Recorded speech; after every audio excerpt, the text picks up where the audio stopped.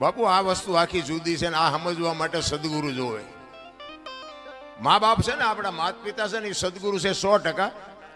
પણ એ તમારો જન્મ આપી શકે, લાલન પાલન કરી શકે, ઉછેર કરાવી શકે, લગ્ન કરાવી શકે, ભણાવી શકે, ઓળખાણ નો કરાવી શકે. તમે કોણ છો એની ઓળખાણ તો બાપુ સદગુરુ કરાવી શકે, બીજાનું કામ નથી રાખવું.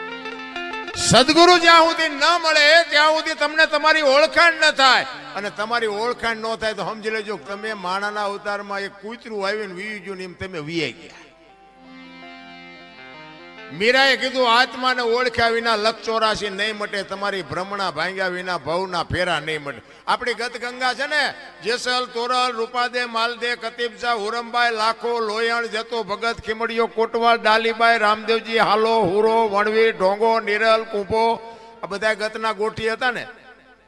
એમાં સ્ત્રી હતી, પુરુષ હતા, અમીર હતા, ગરીબ હતા, તમામે તમામ સમાજના હતા. બાપુ ખોળિયા જુદા હોય ને જીવ જો એક થઈ જાય ને તો મળદા તો અત્યારે બેઠા થાય.